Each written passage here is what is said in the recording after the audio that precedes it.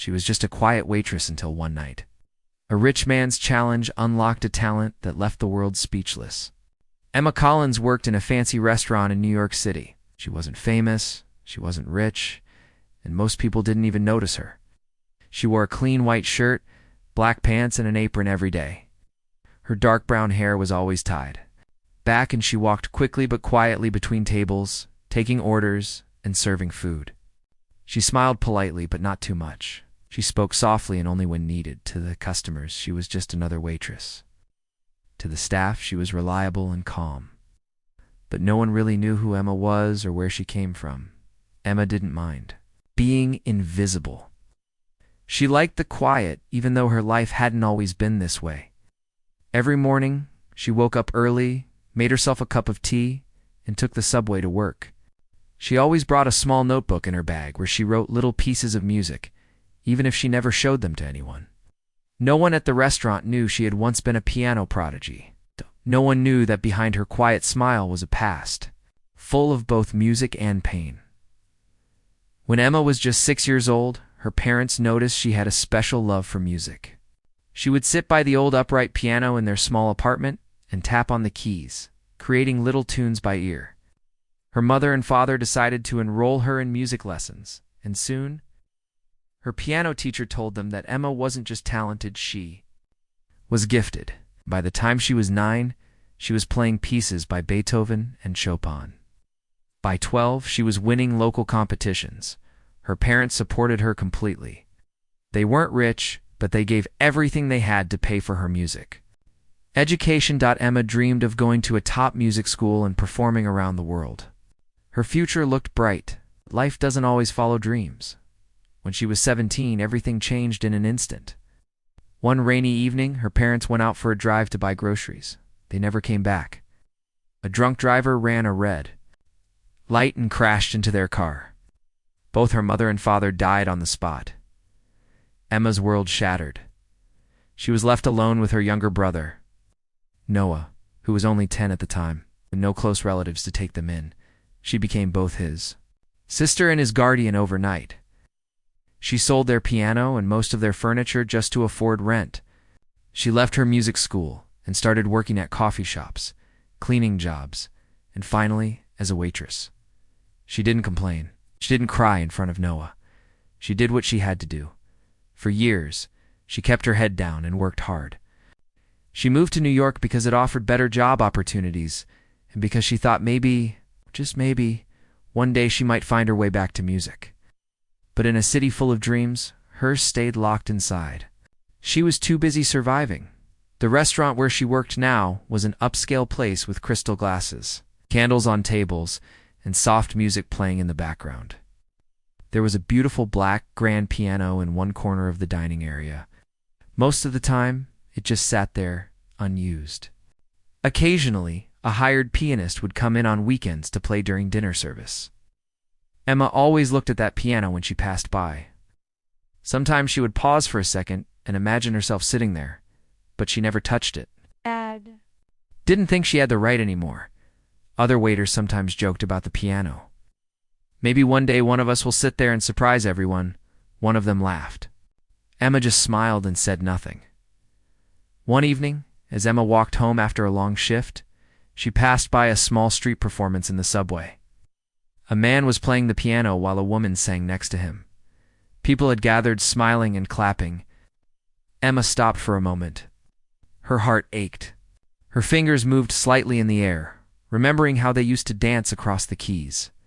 She stayed for a few minutes, then quietly walked away at night, when she was alone. She would sometimes hum melodies that came into her mind. She didn't have a piano at home, only a small keyboard she had found in a thrift store. She played it sometimes late at night with the volume turned low so it wouldn't disturb the neighbors. But she never played for anyone else, not even Noah. Noah had grown into a smart teenager. He knew his sister had given up everything for him. He once asked her why she didn't play the piano anymore. Emma just smiled and said life had other plans. But deep down, she missed it every single day.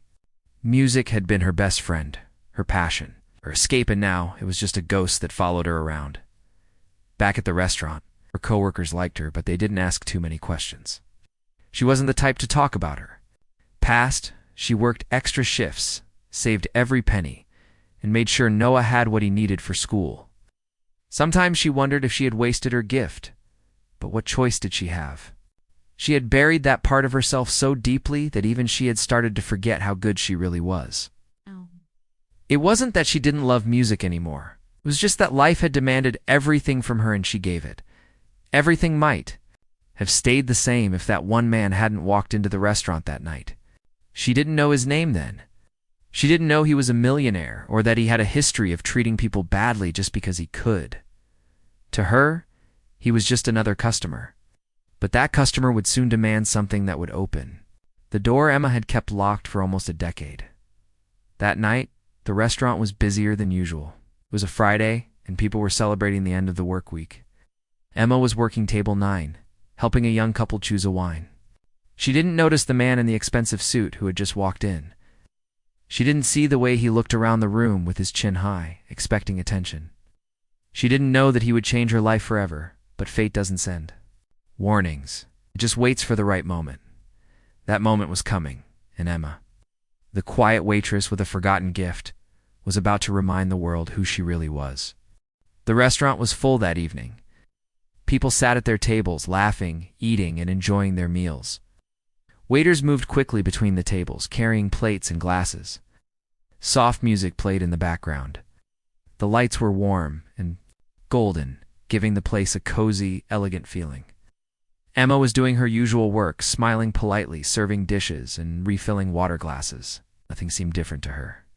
It was just another normal night, but then the front door opened, and a man in a dark, expensive suit walked in. His shoes were shiny, his watch looked like it cost more than a car, and his face was confident, almost arrogant. This man was Richard Blake, a millionaire real estate developer. He was used to power, used to people doing whatever he wanted. He didn't wait in line. He didn't say please or thank you. Just expected things to go his way. Richard walked straight to the hostess and said, "I want the best table in the house, near the piano." The hostess quickly nodded. "Yes, of course, Mr. Blake." Everyone at the restaurant knew who he was. He was rich, powerful, and famous, at least in New York. He had once bought an entire hotel building just because someone told him he couldn't. He walked past the tables with a smug smile and sat down with 3 other people, 2 men and a woman. They were all dressed in expensive clothes, talking loudly about business deals, money, and vacations on private islands. It was clear they weren't there just to eat. They were there to show off. Emma noticed them, of course, but she didn't let it bother her. She didn't like rude customers, but she had dealt with worse. She kept her focus and continued working. At one point, while the guests at Richard's table waited for their food, Richard leaned back in his chair and looked around. His eyes landed on the grand piano standing in the corner of the restaurant. It was polished and beautiful, but it hadn't been used in weeks. The regular pianist only came on Saturdays. Today was Friday. He smirked and tapped his wine glass with a spoon. The sharp sound made the entire table go quiet.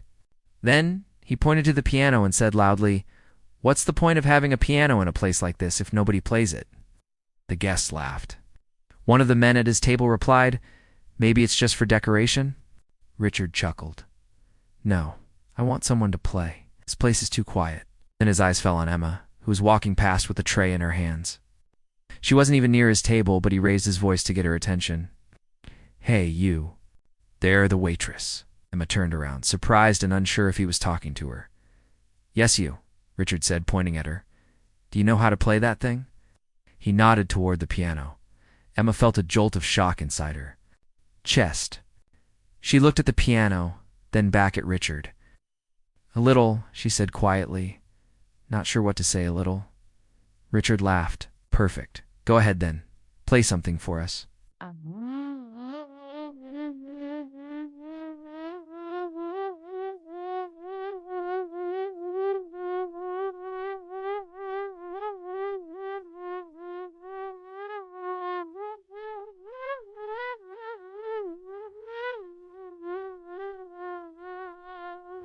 She didn't know from us, stood frozen. She didn't know what to do.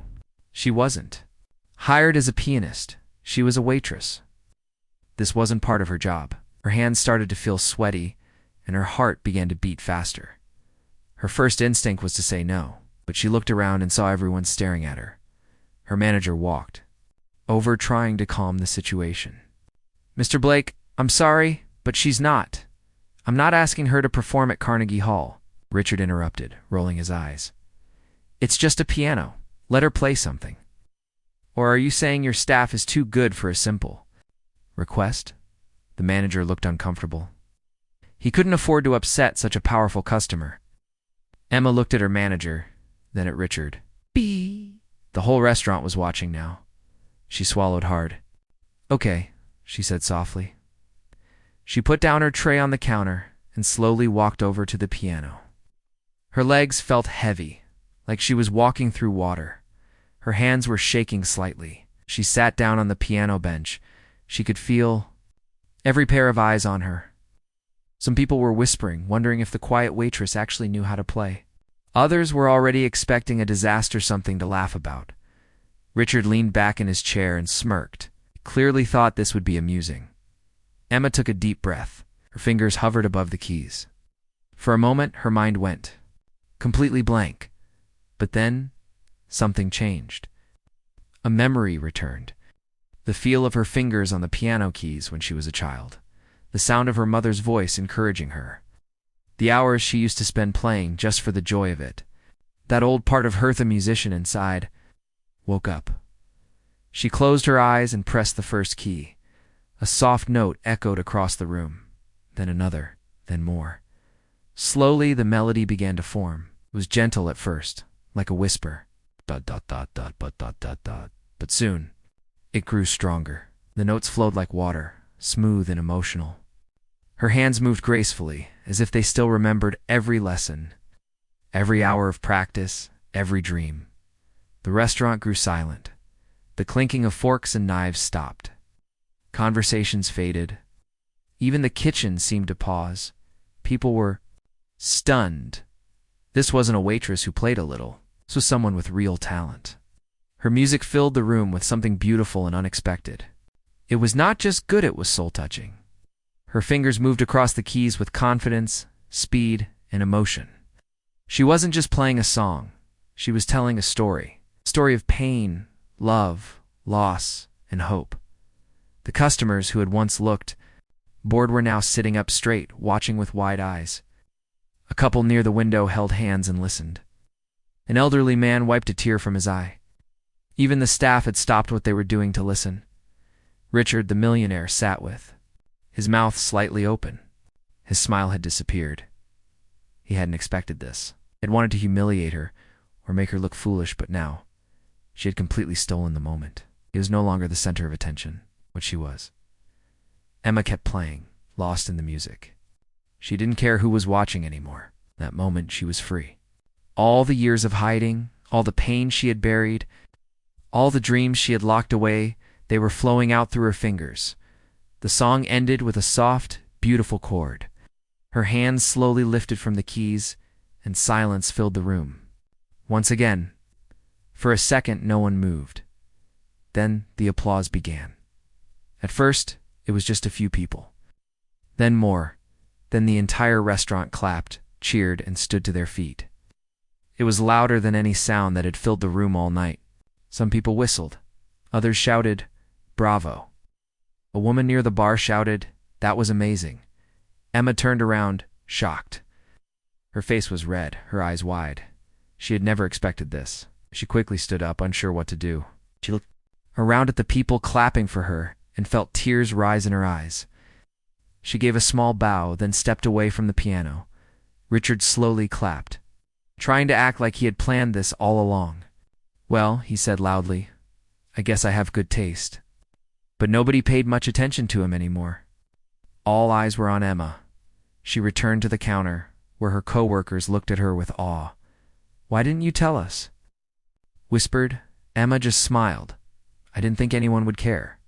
That night, everything changed. Simple, rude request had uncovered something nobody expected.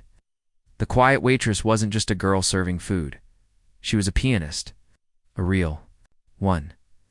And for the first time in years, she had let the world see her true self.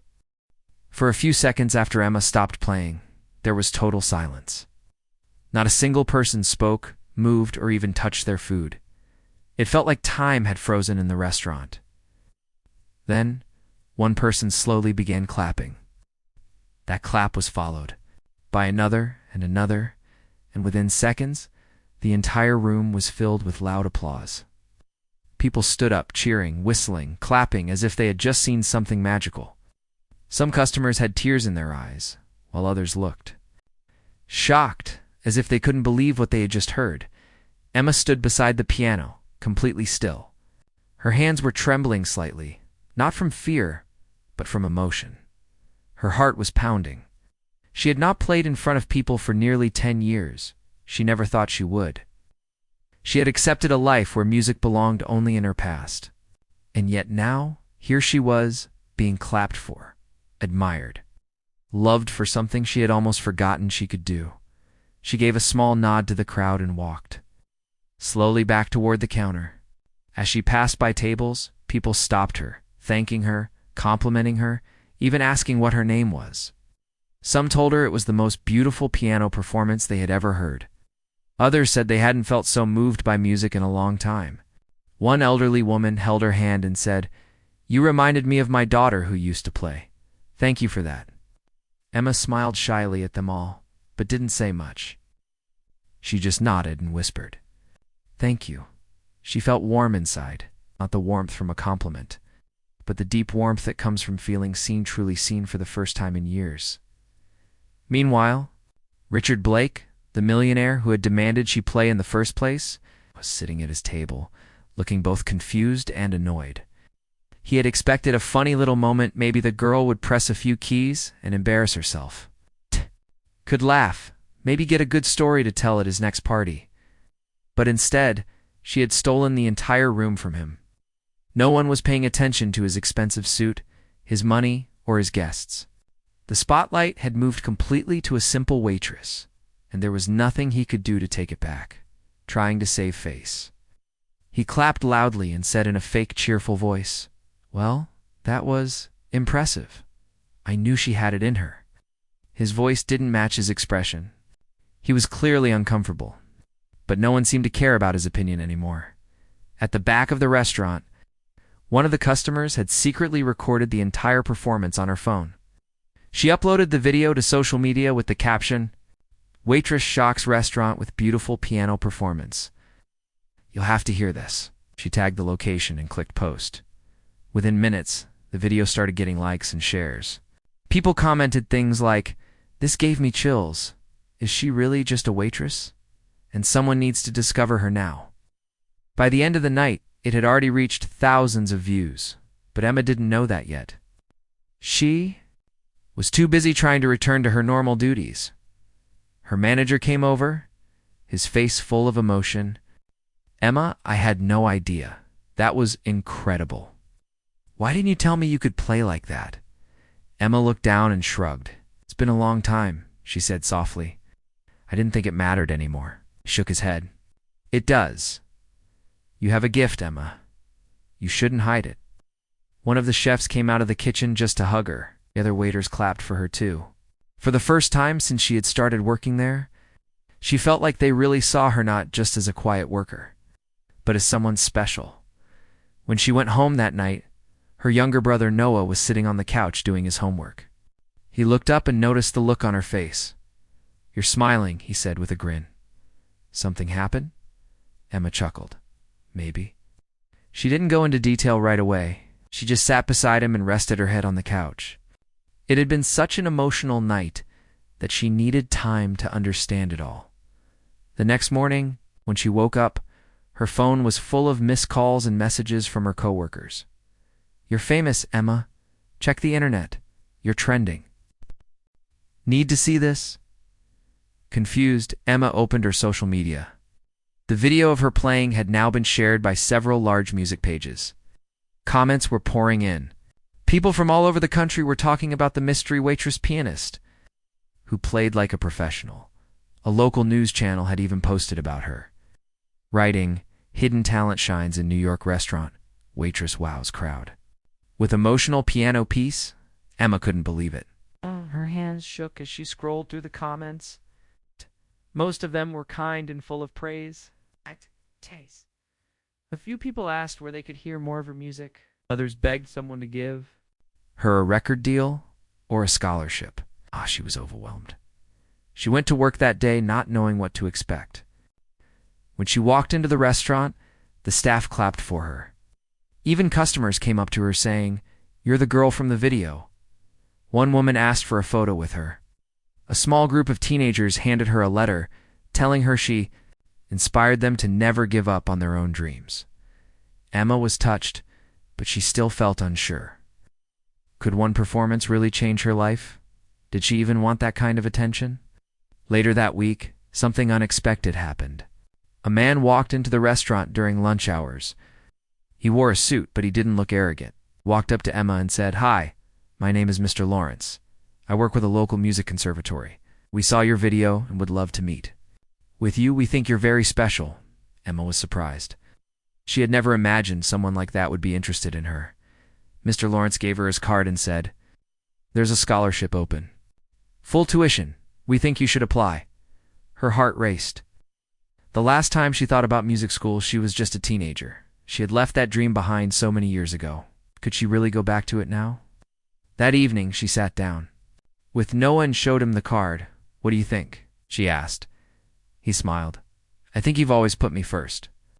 Maybe now it's your turn to chase your dream." Emma felt tears fill her eyes. She didn't know what would happen next. Maybe the internet fame would fade. Maybe people would forget the video.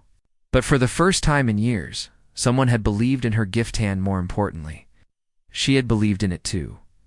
She opened her old notebook, the one she had carried in her bag for years, and began writing new music again. Her life was no longer just about surviving. It was about rediscovering the dream that never truly died. Emma's world had completely changed. Just a week ago, she had been a quiet waitress, someone nobody really noticed. She used to serve food, clean tables, and go home quietly without anyone paying attention to her. But now, when she walked into the restaurant, people turned their heads. Some clapped. Some smiled warmly. Others pointed and whispered, "That's Hertha one from the video." Emma still felt shy about it. She wasn't used to attention. She hadn't asked for fame. She had only played the piano because Richard Blake, the millionaire, had forced her to, but now that single moment had opened a door she thought had been locked forever. Every day, more people visited the restaurant just to meet her. Some even hoped she would play again. And though she still wore her apron and carried trays, people didn't just see a waitress anymore. They saw something more. The video of her playing the piano had now been seen by over 5 million people online.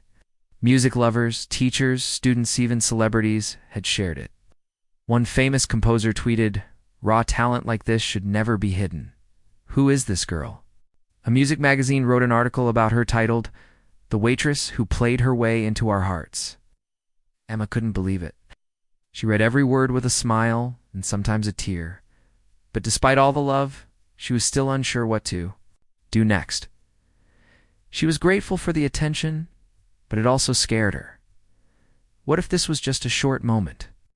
What if people forgot her in a week? What if she wasn't good enough to actually chase music again? Then, one morning, she got a phone call. It was Mr. Lawrence, the man from the music conservatory. His voice was calm and kind. "Emma, we've been watching your video closely.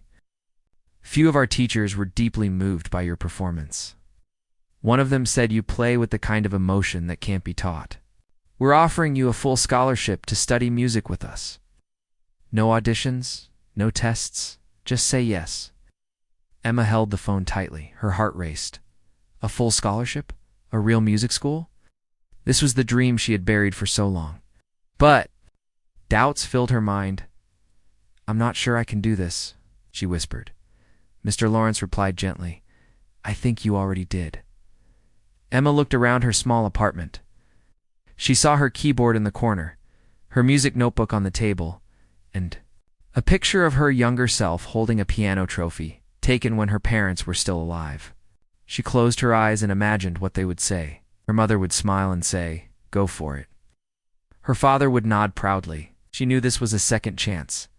Second chances don't come often. She said yes. The news spread fast. Local newspapers wrote about her scholarship. Her co-workers at the restaurant celebrated with her. They brought cake and flowers. Even customers came to congratulate her. The restaurant owner gave her a warm hug and said, "We're proud of you, Emma. You deserve this." Though she reduced her working hours at the restaurant, Emma still continued part-time. She said it helped keep her feet on the ground. Didn't want to forget where she came from. But every afternoon, she now attended classes at the conservatory. It felt like a dream sitting in real music rooms, learning from real teachers, surrounded by other musicians. Some students were much younger than her, some were more technical, but none played like Emma. Her strength wasn't just skill, it was emotion. When she played, people felt something deep. Her teachers noticed that. One day, a professor told her, "Emma, you play as if your soul is speaking. That's a gift no one can teach." Her confidence grew with each passing week. She started writing her own music again, something she hadn't done since her parents died. Her songs were full of feelings, sometimes joyful, sometimes sad, but always honest. One of her pieces was chosen for a student concert. Emma had to perform in front of a large crowd for the first time in years. She was nervous. Backstage, she paced back and forth, breathing fast. But then she looked out into the audience. In the front row, she saw her brother Noah, now 18, cheering, silently with both thumbs up. Behind him were her co-workers from the restaurant. Even her old manager had come. And near the back, sitting quietly, was someone she didn't expect, Richard Blake. Yes, it's the same millionaire who once forced her to play. He wore a suit as always, and looked uncomfortable as always. But he was there, watching. Emma smiled to herself. Then she walked out to the stage, sat at the grand piano, and began to play. The moment her fingers touched the keys, she forgot about the crowd, the lights, the stage. She was lost in the music. Her song told a story of a young girl who lost her parents, gave up her dreams, worked in silence, and then found her way back. It was sad at times, but filled with hope. The audience sat in complete silence, listening, feeling every note. When she finished, there was a pause. Then the clapping began. This time, it wasn't just polite applause. It was thunderous, powerful, full of admiration. Some people stood up. A few wiped away tears. Emma, sitting on the bench, felt something she hadn't felt in a long time. Peace. She had come home after the show. Many people came to speak with her. A music agent asked if she was interested in recording an album. A concert hall manager invited her to perform at their next charity event.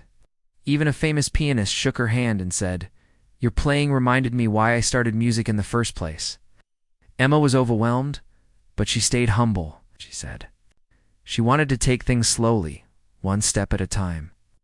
She didn't want to be famous. She just wanted to play, to share her music, and maybe inspire others who had lost their way. She also had another dream now. With help from the conservatory and a few supporters, she started a small foundation. Its goal was to find children from poor families who had musical talent but no chance to learn. She wanted to give them instruments, teachers, and most importantly, hope. She named the foundation Hidden Keys. One evening, she returned to the restaurant, not as a waitress, but as a guest. The staff welcomed her with hugs and cheers. The restaurant owner had a surprise. They had restored the old grand piano and placed it in the center of the dining room. A small sign next to it read, "This piano changed a life. It inspired others to find their hidden music." Emma walked over, touched the keys gently, and smiled. She sat down and began to play, and once again, the restaurant fell silent.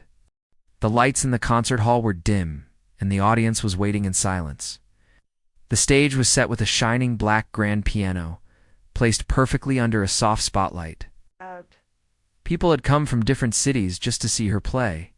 Some had followed her story online, while others had read about her in newspapers or seen her interview on TV. They knew her as the waitress who had once played a piano in a restaurant, and surprised the world with her talent. But now, she wasn't just a waitress anymore. She was Emma Collins, the pianist, who had found her voice again. Behind the red curtains, Emma stood quietly. Ow. She wasn't nervous like she used to be. Her hands weren't shaking, and her heart wasn't beating too fast. Instead, she felt calm, ready, and thankful. This was her dream, and she was living it. She took a deep breath, smiled to herself, and stepped onto the stage. The audience welcomed her with warm applause.